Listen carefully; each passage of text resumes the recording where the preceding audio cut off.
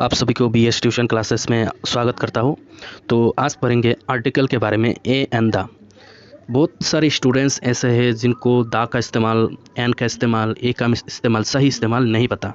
ठीक है, आपको लग रहा होगा कि ये तो सिंपल है कि भावल के आगे एन लगेगा और कॉन्सोनेंट के आगे ए लगेगा, लेकिन ऐसा होता नहीं है, कुछ अलग ही होता है। यहाँ पर मैंने क्या लिखा कि ओनली फोकस ऑन साउंड, आपको साउंड पे ध्यान देना है। ठीक है ना। तो शुरू करने से पहले बीएस ट्यूशन क्लासेस को सब्सक्राइब करें सबसे पहले तो, क्योंकि सब्सक्राइब करने में ज़्यादा समय नहीं लगता, आधा सेकंड ही लगता है, ताकि जितना सारा वीडियो मैं अपलोड करूँ, 2 दिन बाद मैं अपलोड करता रहता हूँ, तो वो अच्छा वीडियो सबसे पहले आपको मिले। ठीक है, और जो घंटा है वो भी दबा दीजिएगा। तो चलिए आर्टिकल के बारे में पढ़ते हैं। सबसे पहले मैंने लिखा है, यहाँ पर देखिए, यहाँ पर जो है क्या लिखा, ओनली फोकस ऑन साउंड। आप लोग भावेल या फिर कॉन्सोनेंट इस पर ध्यान ना लगाए, सबसे पहले तो आप ध्यान लगाए कि साउंड क्या आ रहा है। ठीक है ना। तो आपको पता होगा टोटल अल्फ़ाबेट कितना है, 26 है, और वो 26 में से 5 क्या है, 5 है भावेल और बाकी 21 है कॉन्सोनेंट। ये तो पता होगा आपको। ठीक है, तो ये यहाँ पर लिखा है मैंने कॉन्सोनेंट और इस तरफ लिखा है मैंने भावेल। तो जहाँ जहाँ पर कॉन्सोनेंट आएगा, पहला अल्फ़ाबेट देखिए, यहाँ पर जहाँ जहाँ कॉन्सोनेंट होगा मैंने क्या दिया कि वहाँ पर आपको ए लगाना है, और जहाँ पर आपको भावेल आएगा, जैसे यू ये आ गया है ऐसे करके, ए ई आई ओ यू, ऐसा अगर भावेल आता है तो आपको क्या लगाना है, एन लगाना है। ठीक है, ये सिंपल रूल्स है, ये आपको पता है, लेकिन आज थोड़ा सा अलग बताने वाला हूँ। तो चलिए, मैंने क्या बोला कि कॉन्सोनेंट साउंड होगा तो ए लगेगा। जैसे यहाँ पर बॉल है, कैट है, B C D F G J M N M, ऐसा है ना। तो आपके हिसाब से क्या लगाना पड़ेगा हर एक में, ए ए ए ए, है ना। आप सोच रहे होंगे कि सब में ऐसा ही लगाना पड़ेगा, लेकिन ऐसा होता नहीं है मेरे दोस्त, आपको बताता हूँ। देखिए, और आप यहाँ पर क्या सोच रहे होंगे कि ये जो यू है, यू क्या है, ये तो भावेल है, तो यहाँ पर क्या लगेगा, एन लगेगा। हर एक में क्या लगेगा, एन लगेगा, ऐसा आप सोच रहे होंगे। ऐसा है ना, हाँ हाँ, लेकिन ऐसा नहीं होता, ये रॉन्ग है। ठीक है, इसमें भी थोड़ा सा रॉन्ग है। तो सही क्या है, तो फिर देखिए, सही है कि सबसे पहले तो बॉल है, यहाँ पर ये जो बी है कॉन्सोनेंट साउंड, तो यहाँ पर ए लगेगा, ये ठीक है, करेक्ट है। सी फॉर कैट, सी है कॉन्सोनेंट साउंड है, तो ये लगेगा, ठीक है, नो प्रॉब्लम। डी है तो ये लगेगा, ठीक है।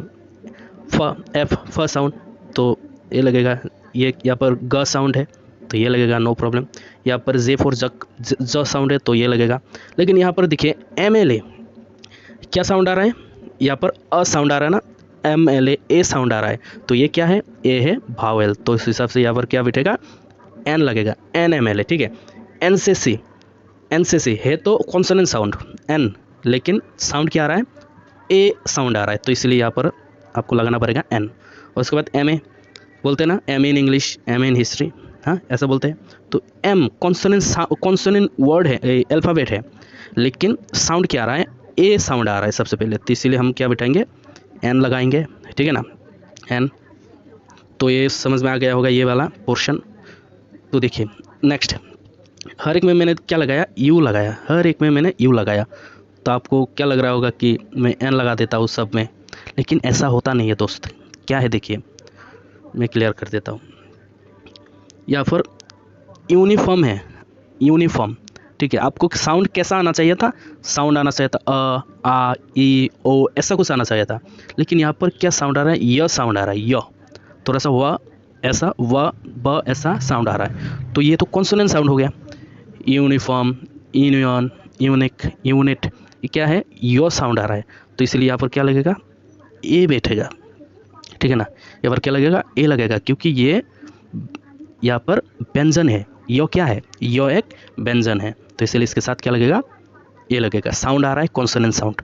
और उसके बाद अम्ब्रेला, ये जो पहला जो यू है वो क्या साउंड दे रहा है, अ साउंड आ रहा है, तो इसके लिए यहाँ पर हम बिठाएंगे एन साउंड। ठीक है ना। अगली, यहाँ पर फिर से अ साउंड आ रहा है, तो इसके लिए फिर से हम क्या बिठाएंगे, एन बिठाएंगे। उसके बाद देखिए यूनिटी, यूनिवर्सिटी, यूनिवर्स, फिर से क्या आ रहा है, यो साउंड आ रहा है, यो, फिर से यो साउंड आ रहा है, तो इसके लिए फिर से हम क्या ए ए ए। तो समझ में आ गया होगा कि आपको अगर व्यंजन साउंड आता है तो आपको ए लगाना है, अगर स्वर साउंड आएगा तो एन लगेगा। ठीक है ना। भावल साउंड अगर आएगा तो एन लगेगा, अगर कॉन्सोनेंट साउंड आएगा तो आपको ए लगाना है।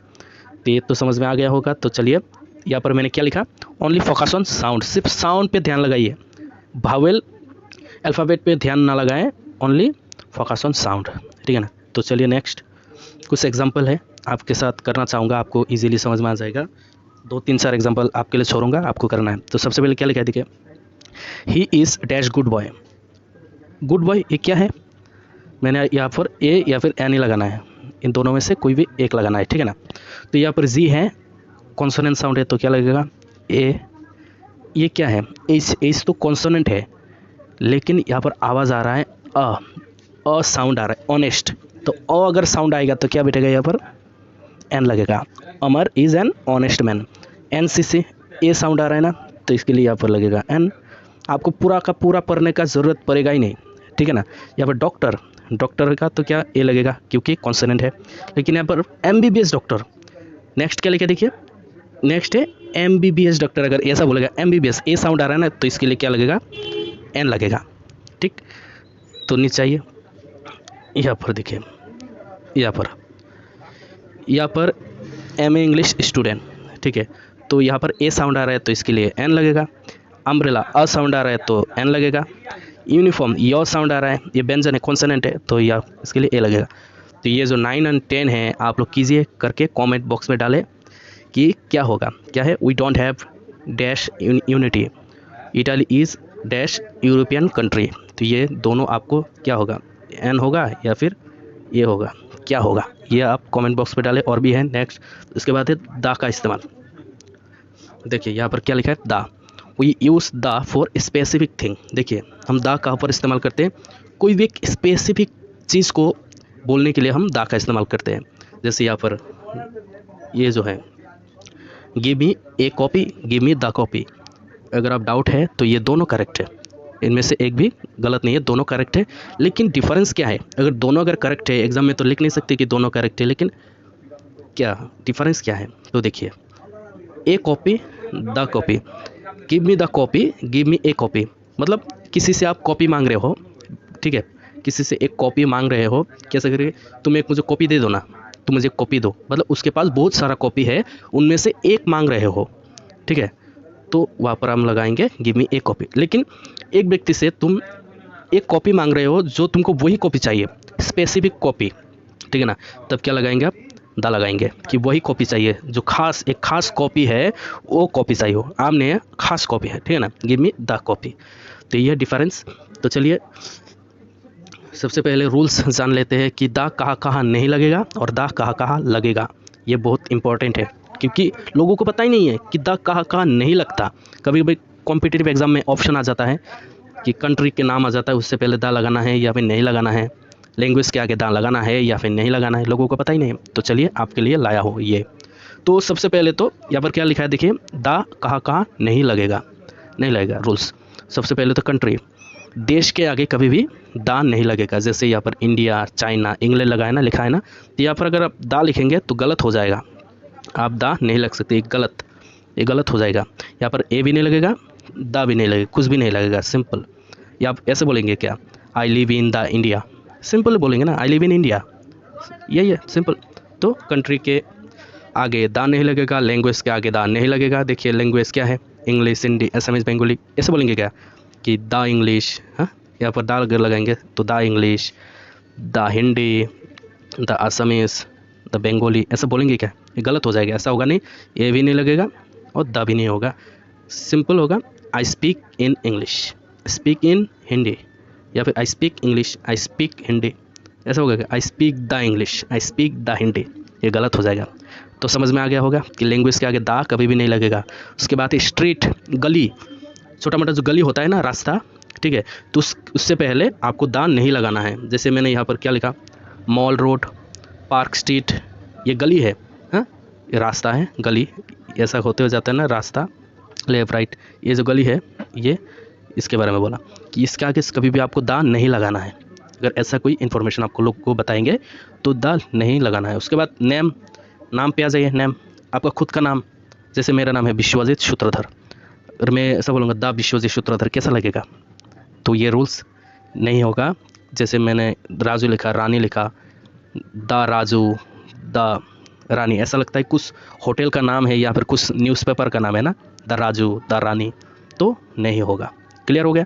उसके बाद देखिए प्लेस, उसके बाद क्या है प्लेस, तो प्लेस के पहले भी ये दिल्ली, मुंबई, द दिल्ली तो होगा नहीं, कुछ भी नहीं लगेगा। ठीक है, प्लेस कंट्री हो या फिर कोई भी एक सिटी हो या फिर कोई भी एक स्ट्रीट हो, वहाँ पर लगेगा ही नहीं। तो क्लियर होगा कि द कहाँ कहाँ नहीं लगेगा। तो आ जाइए रूल्स नंबर 2, द कहाँ कहाँ लगेगा। तो ये भी तो जानना है कि द कहाँ कहाँ लगेगा। यहाँ पर लिखा हुआ है कि न्यूज़पेपर के आगे द लगेगा, जैसे मैंने यहाँ पर दिया हुआ है Assam Tribune, times of India, तो इससे पहले क्या लगेगा द आसाम ट्रिब्यून, ऐसा होगा। तो टाइम्स ऑफ इंडिया में हमेशा देख लीजिएगा क्या लगेगा द टाइम्स ऑफ इंडिया। तो क्लियर हो गया। कभी भी अगर क्वेश्चन में न्यूज़पेपर आ गया ना, तो इस न्यूज़पेपर के पहले अगर ब्लैंक है तो उसमें आपको द लगाना ही लगाना है। ठीक है, तो उसके बाद है रिवर। ठीक है ना, तो ये जो रिवर है, रिवर का मतलब होता है नदी, कि कोई भी एक नदी हो, ठीक है, ब्रह्मपुत्र हो या फिर गंगा हो, यमुना हो, गोदावरी हो, कावेरी हो, कुछ भी नदी हो, तो उससे पहले आपको द लगाना ही लगाना है। ये क्लियर कर दीजिए आप लोग कि द लगाना ही लगाना है। क्लियर हो गया। तो उसके बाद है क्या, उसके बाद है देखिए यहाँ पर हॉली बुक, हॉली बुक, ठीक है ना, कोई भी धर्म ग्रंथ हो जैसे रामायण, हॉली बुक, महाभारत हो या फिर हॉली बाइबल हो, तो उसके पहले आपको क्या लगाना है the Ramayan, the Mahabharat, the holy Bible, the Quran, the Puran, the Ved, तो कुछ भी हॉली बुक हो तो उससे पहले आपको द लगाना ही लगाना है। तो उसके बाद नेक्स्ट है कंट्री विथ पार्ट्स। ऐसा कोई भी कंट्री हो या फिर कॉन्टिनेंट हो जिसके अंडर बहुत सारा देश छिपा हो, जैसे कि यूएई, इसके अंदर बहुत सारा देश है, यूएसए के अंदर भी बहुत सारा देश है, यूके के अंदर भी है। तो ऐसा ही है कि कोई भी एक देश जो पार्ट हो, ठीक है ना, तो वहाँ पर हम द लगा सकते हैं। तो क्लियर हो जाइए, ठीक है ना, द यूएई, द यूएसए, तो ऐसा। लेकिन बाकी चाइना या फिर इंडिया, इनमें से नहीं होगा, क्योंकि ये एक खुद एक देश है, ठीक है, खुद एक ही है, लेकिन इसके अंदर बहुत सारा पार्ट है, तो इसके लिए यहाँ पर लगेगा द। तो उसके बाद देखिए नेक्स्ट क्या है डायरेक्शन। कैंपस के जो डायरेक्शन होता है उसको बताने के लिए भी वहाँ पर द लगेगा, जैसे ईस्ट, वेस्ट, नॉर्थ, साउथ, ठीक है ना। यहाँ पर एन ईस्ट, ए वेस्ट, ऐसा नहीं होगा, क्योंकि वेस्ट तो एक ही है, ईस्ट तो एक ही है, ठीक है। तो यहाँ पर डायरेक्शन में आपको द लगा सकते हैं। ठीक है, क्लियर हो गए होंगे आप। तो नेक्स्ट देखिए, नेक्स्ट ओशियंस एंड सीस, वहाँ पर रिवर पढ़ा होगा मैंने, यहाँ पर देखिए ओशियंस या फिर सीस, सागर महासागर जितना सारा है उसके पहले आपको द लगाना ही लगाना है, याद कर लीजिएगा। जैसे the Amazon, the Indian Ocean, the Bay of Bengal, या फिर कोई भी कैनल हो, कोई भी एक कैनल, जैसे द स्विस कैनल, हाँ स्विस कैनल है ना एक, द स्विस कैनल, तो स्विस कैनल के पहले हम द लगा सकते हैं। द अरेबियन सी, कुछ भी हो, द पैसिफिक ओशन, ठीक है ना। अगर ये इन्फॉर्मेशन आपको अच्छा लगा, थोड़ा सा भी नॉलेज मिला आपको, तो सब्सक्राइब प्लीज़ कीजिए, ठीक है। वीडियो को दोस्तों के साथ शेयर भी करें ताकि वो भी नॉलेज ले सके आर्टिकल के बारे में, ठीक है ना। Thank you so much.